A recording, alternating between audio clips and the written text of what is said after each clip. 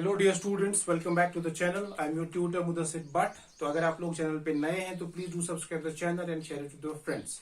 तो आज की क्लास में हम बात करेंगे अबाउट यूनिट्स एंड मेजरमेंट्स का lecture number 3। So this is units and measurements lecture 3। Units and measurements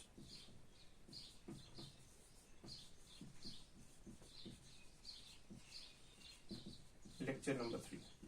पिछले दो क्लासेस में हमने बात की थी basically what is a physical quantity, what are fundamental physical quantities, what are derived physical quantities and what are supplementary quantities.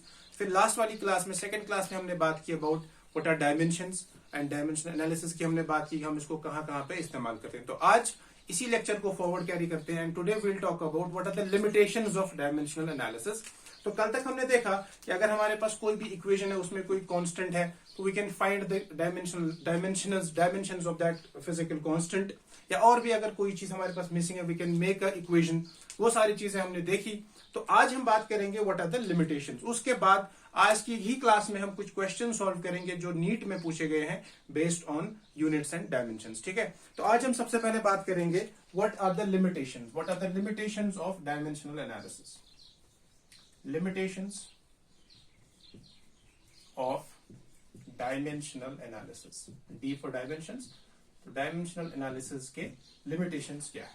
तो देखिए, सबसे पहले जब हमने इन इक्वेशंस को देखा तो हमारे पास एक इक्वेशन है, for example S is equal to UT plus half of 8t square. This is the famous equation of motion का ये सेकंड इक्वेशन है, जिसमें हम लोग निकालते हैं displacement and u is the initial velocity, t time a है acceleration. अब जब हम इस इक्वेशन को देखेंगे we can prove this equation dimensionally, right. तो मैं क्या करता हूं, s हमारा है डिस्प्लेसमेंट, तो इसका डायमेंशन आएगा लेंथ, तो आएगा m0 l1 t0, क्योंकि इसमें ना m है ना t है।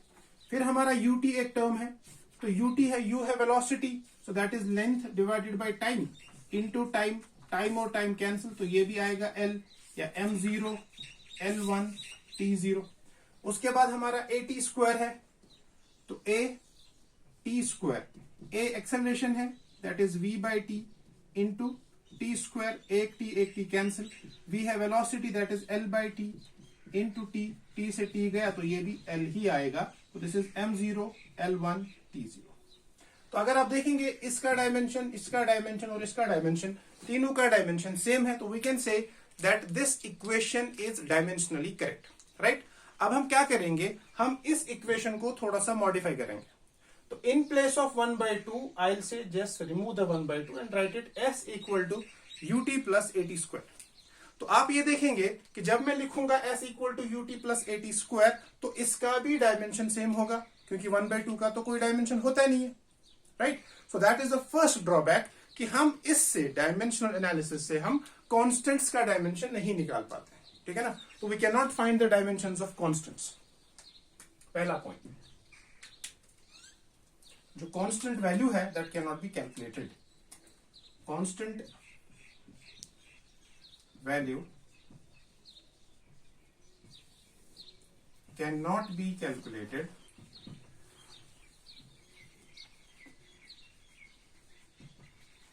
Using dimensional analysis. तो यहां पे आप लोगों ने देखा कि इस इक्वेशन में 1/2 लिखूं, 2 लिखूं, 4 लिखूं, 8 लिखूं, 10 लिखूं, 100 लिखूं, 1000 लिखूं, कोई फर्क नहीं पड़ेगा, because we can not predict यहां पे क्या आएगा, न्यूमेरिकल वैल्यू, न्यूमेरिकल कांस्टेंट यहां पे क्या आएगा, राइट। तो ये इस इक्वेशन का पहला ड्रॉबैक है, सॉरी, ये डायमेंशनल एनालिसिस का पहला ड्रॉबैक है। दूसरा, अगर आप यहां पे देखेंगे ये equation that s equal to ut plus at square, फिर से लिखता हूं मैं, s equal to ut plus at square and s equal to ut plus half of at square. ये दोनों इक्वेशंस जो है they both are dimensionally correct, क्योंकि इसका डायमेंशन और इसका डायमेंशन, दोनों का डायमेंशन सेम है, so they are both dimensionally correct. But ये दोनों में से एक ही इक्वेशन ऐसा है जो फिजिकली करेक्ट है। समझ में आ रहा है? सो this is the correct equation, this is the wrong equation. अगर आप एग्जाम में ये वाली इक्वेशन लिखेंगे तो आपको 0 मार्क्स मिलेगा, ये लिखेंगे तो फुल मार्क्स मिलेंगे, राइट।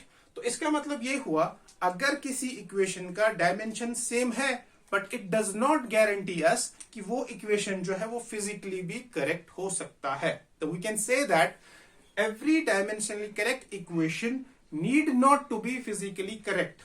और उल्टा लिखेंगे हम कि every physically correct equation is dimensionally correct equation. तो आप ये याद रखेंगे कि डायमेंशनल एनालिसिस से करेक्ट होने का मतलब ये बिल्कुल भी नहीं है कि वो इक्वेशन करेक्ट है. वो हो भी सकती है, नहीं भी हो सकती है. तो वी कैन से इसका जो सेकंड ड्रॉबैक है वो ये है कि dimensionally correct equation does not mean that the equation can be physically correct. ठीक, तो लिखते हैं यहां पे सेकंड पॉइंट जो है वो ये है कि dimensional correctness does not mean the physical correctness. Dimensional correctness does not mean the physical correctness.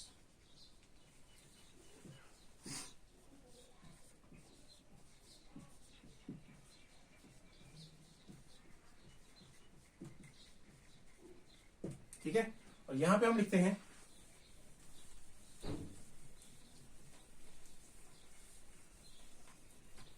every dimensionally correct equation, every dimensionally correct equation is not physically correct. Is not physically correct. But every correct physical equation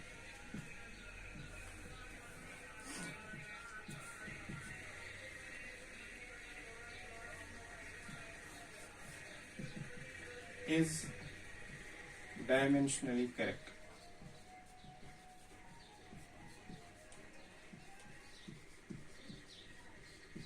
ये statement आप याद रखेंगे कि every dimensionally correct equation is not physically correct, but every correct physical equation is a dimensionally correct equation. ठीक है ना? Okay, ये हो गया इसका दूसरा. ओके, तीसरा पॉइंट ये है कि हमारे पास जो फिजिकल क्वांटिटीज होती है ना, जैसे मान लीजिए वी कैन नॉट प्रेडिक्ट कि एक जो फिजिकल क्वांटिटी है whether that is a scalar और अ वेक्टर. तो डायमेंशनल एनालिसिस से we can not predict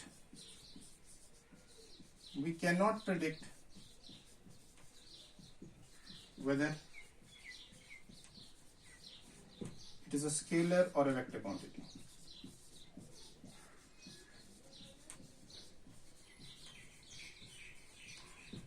We cannot predict whether it's a scalar or a vector quantity. Okay, fourth point. हम लोगों को डायमेंशन से यूनिट का अंदाजा नहीं होता है. फॉर एग्जाम्पल मैं आपको एक चीज बताऊंगा. We can say that we can not predict the units. Fourth point है we can not predict units.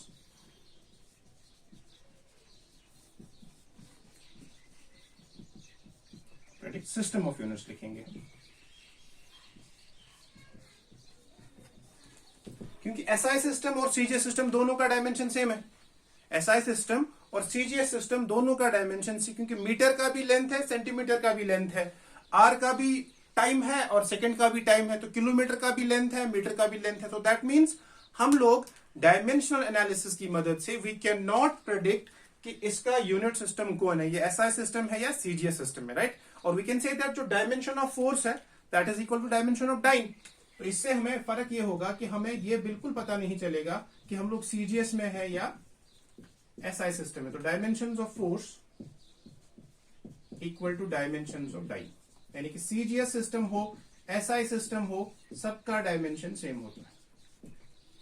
एक और पॉइंट है, अगर हमारी इक्वेशन में 3 से ज्यादा वेरिएबल्स है तब हम उस इक्वेशन के डायमेंशंस को प्रेडिक्ट नहीं कर सकते, बिकॉज हम लोग यूजुअली एम, एल और टी को कंपेयर करके जो है हम उसको फाइंड आउट करते हैं डायमेंशंस को. लेकिन यहां पे अगर हमारे पास कोई इक्वेशन है जिसमें 4 वेरिएबल्स है, 5 वेरिएबल्स है, तो हमारे पास नंबर ऑफ इक्वेशंस 3 ही होंगे. तो we can not predict 4 variables using 3 equations, because mathematics का रूल है ये कि जितने वेरिएबल्स उतने ही इक्वेशंस होनी चाहिए. तो वी कैन से दैट अगर if we have more than 3 variables,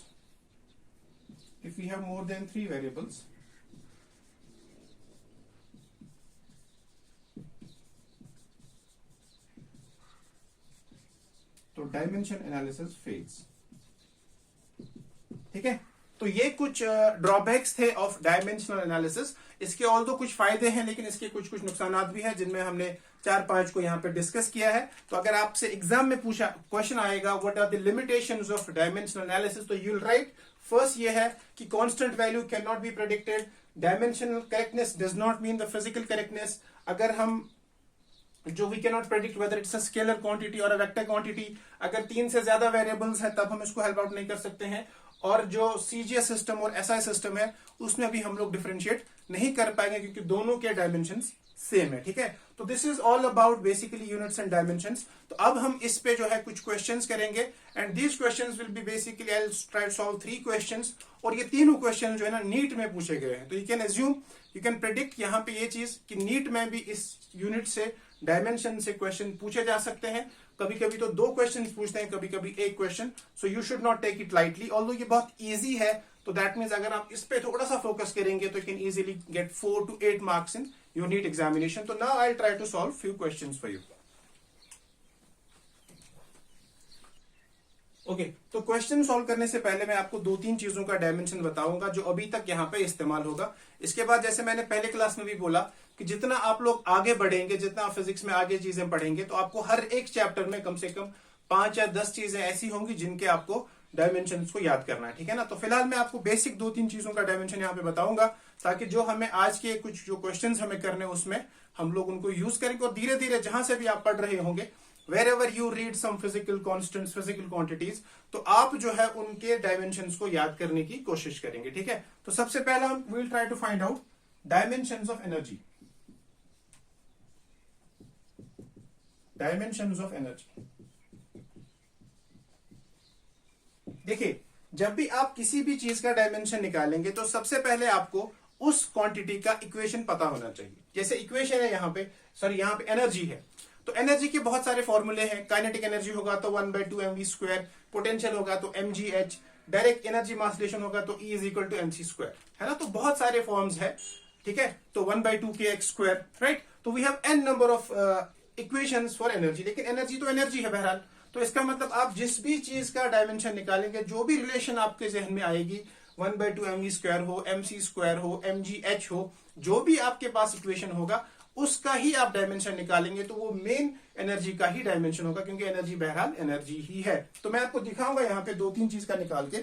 for example, आप में से कोई बोलेगा सर E होता है बराबर 1/2 mv², he is also right. कोई बोलेगा सर E होता है बराबर mgh, he is also right. तो कोई बोलेगा नहीं, E होता है बराबर mc²। ठीक, तो बेसिकली हमारे पास एक ही चीज के 3 रिलेशंस है। तो नाउ वी विल सी क्या इन तीनों इक्वेशंस का डायमेंशन सेम होगा। अगर सेम हो तो फिर हमें ये सब याद करने की जरूरत नहीं है, फिर हम फाइनली डायमेंशन याद रखेंगे एंड विल गो ऑन। ठीक है, तो देखते हैं। पहला, E = half of mv²। Half का तो कोई डायमेंशन है ही नहीं, तो m that will B mass, v है velocity that is length by time, तो ये आएगा L/T²। तो ये बनेगा m L2 T-2, क्योंकि T नीचे तो ऊपर जाएगा, तो mL2 T-2, ये हो गया इससे। अब इधर देखते हैं, m हमारा mass, g is acceleration due to gravity that is v/t, और h है हाइट, तो दैट इज l। तो ये बनेगा m, v आएगा L/t, अपना t एक नीचे और इंटू l। तो ये यहां पे ये बनेगा L × L, L², नीचे T², तो ये बनेगा m L2 T-2। तो ये दोनों फिलहाल बराबर आ गए। अब यहां पे देखते हैं, E = mc², where m is the mass, c is the speed of light, है तो स्पीड ही, तो ये बनेगा m L/t²। तो ये आएगा m L2 T-2। तो यहां से आप लोगों ने देखा कि तीनों केसेस में डायमेंशन हमारे सेम आए, mL2 T-2, mL2 T-2, mL2 T-2। तो आपको जो भी एनर्जी का इक्वेशन याद हो, आप उसी को यूज करके डायमेंशन निकाल सकते हैं। जरूरी नहीं है कि आपको ये याद है तो आप बोलेंगे यहां से गलत आएगा, नहीं, एनर्जी एनर्जी ही है, तो उसका डायमेंशन तीनों केसेस में सेम आएगा। ठीक है ना। तो अब हमें क्या करना है, हमें बस ये याद रखना है आज से कि एनर्जी का जो डायमेंशन है that is mL2 T-2। Energy का डायमेंशन है m L2T-2, राइट। अब इसके बाद हम देखेंगे वर्क। तो ये जो वर्क डन होता है बराबर force into displacement, right.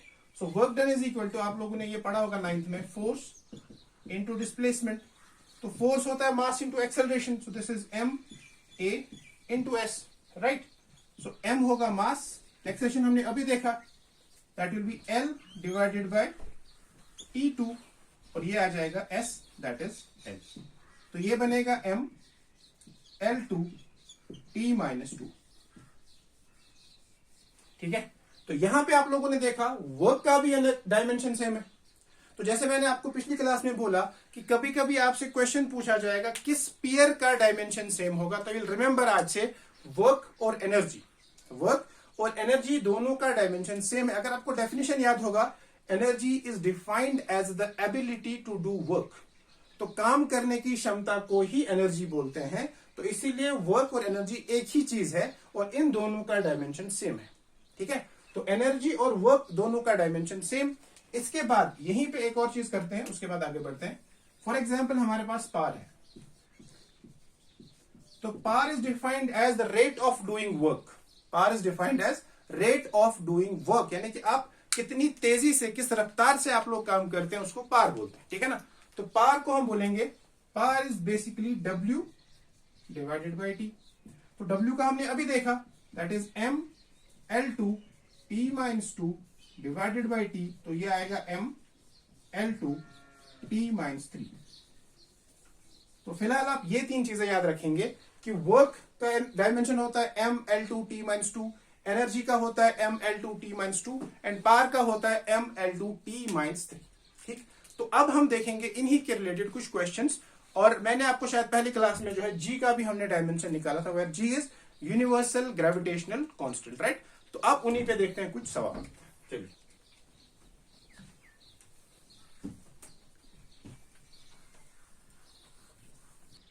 Okay, NEET 2022, NEET 2022 में एक सवाल आया था कि plane angle and solid angle have, पहला ऑप्शन था डायमेंशंस बट नो यूनिट्स, दूसरा ऑप्शन था units but no dimensions,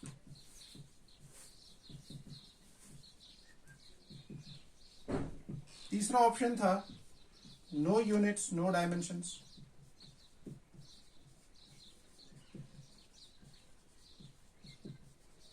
and the fourth option was both units and dimensions.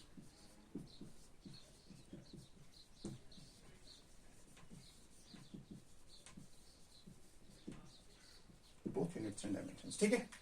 अब आप देखिए, इस क्वेश्चन को करने के लिए आपको पहला क्लास याद करना पड़ेगा कि मैंने आपको बोला था 7 फंडामेंटल क्वांटिटीज के अलावा 2 सप्लीमेंट्री क्वांटिटीज थी, एंगल और सॉलिड एंगल, राइट।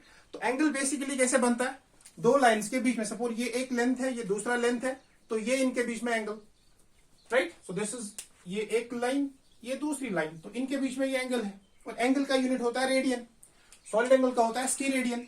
लेकिन जब हम इसका डायमेंशन निकालेंगे तो this is length upon length, क्योंकि ये दो लाइंस के बीच में बनता है। तो इसका मतलब एंगल का जो है, एंगल एक ऐसी क्वांटिटी है जिसका यूनिट तो है पर डायमेंशन नहीं है।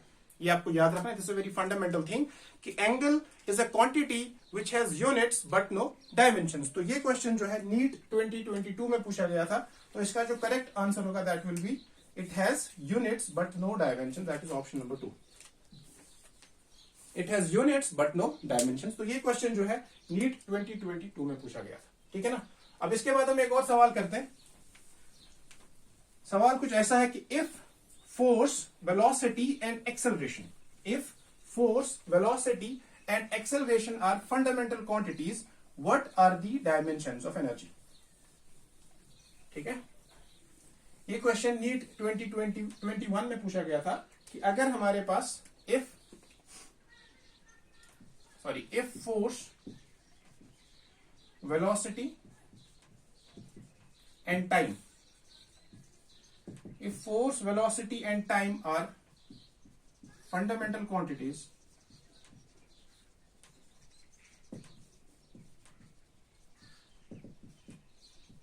what are the dimensions of energy?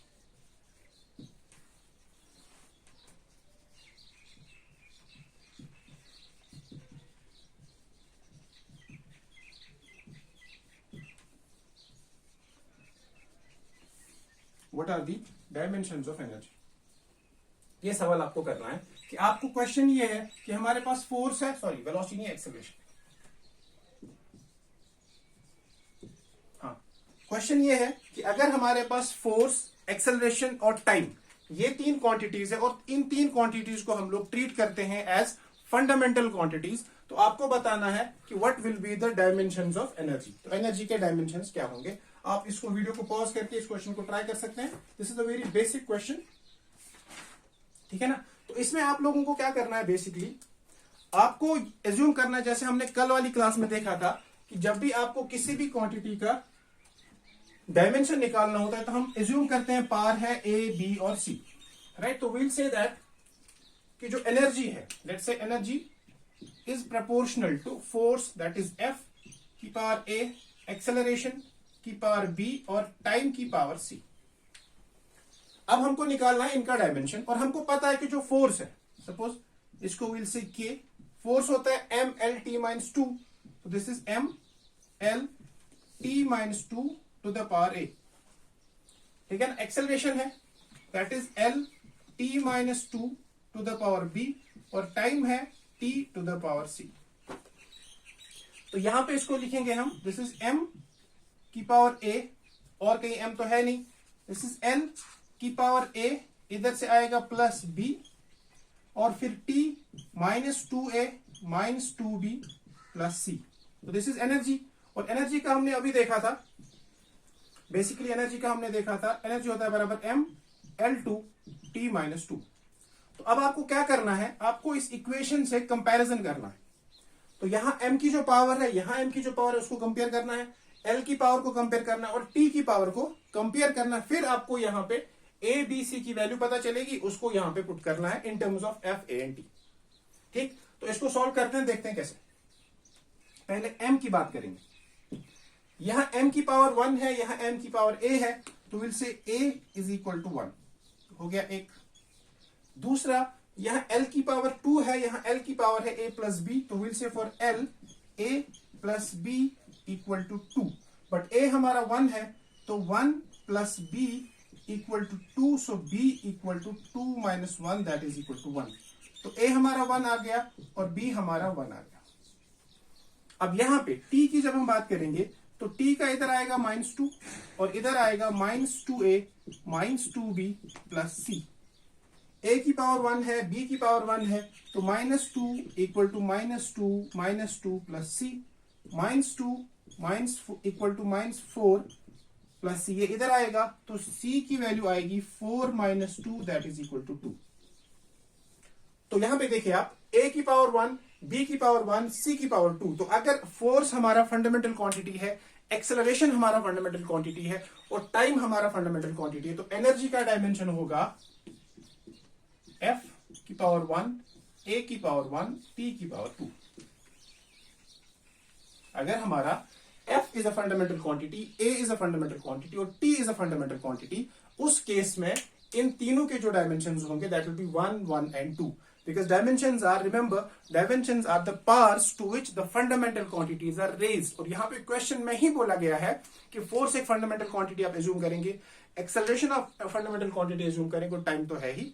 ये क्वेश्चन की मर्जी है, वो क्वेश्चन क्या पूछेगा आपको यहाँ पे ये डिस्कस नहीं करना है कि सर फोर्स तो फंडामेंटल क्वांटिटी है ही नहीं। क्वेश्चन हमें बोल रहा है कि आप एज्यूम करो it is a fundamental quantity, that's it. तो हमें बस फोर्स का डायमेंशन, फोर्स का पावर निकालना है, that will be the dimension.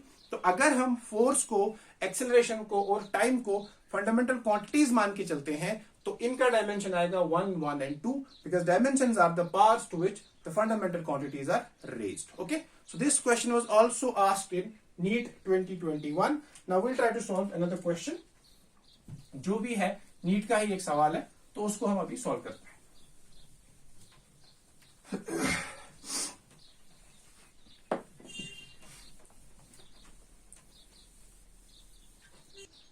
Okay, next question जो है वो ये है कि if E denotes energy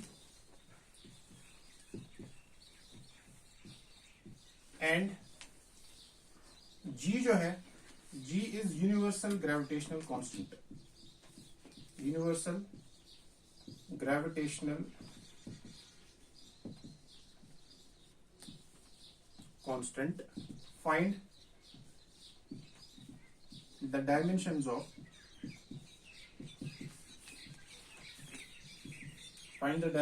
of E by G। और ये क्वेश्चन भी जो है नीट 2021 में पूछा गया है। तो इस क्वेश्चन में आप लोगों को क्या करना है, बेसिकली आप लोगों को E और G का डायमेंशन पता होना चाहिए, फिर उसका रेशो निकालना। अभी अभी हमने E का निकाला, तो आई होप आपको अभी E का तो याद ही होगा, दैट इज ML2T-2। अब G का हमने पहले क्लास में निकाला था कि F होता है बराबर, फिर से मैं रिपीट करता हूं, F होता है बराबर G M1 M2 divided by R square, universal gravitational law, तो R स्क्वायर इधर, so F R square divided by M1 M2 equal to G। ये मैं रफ कर रहा हूं, आपको वैसे ही याद करना है आज के बाद से।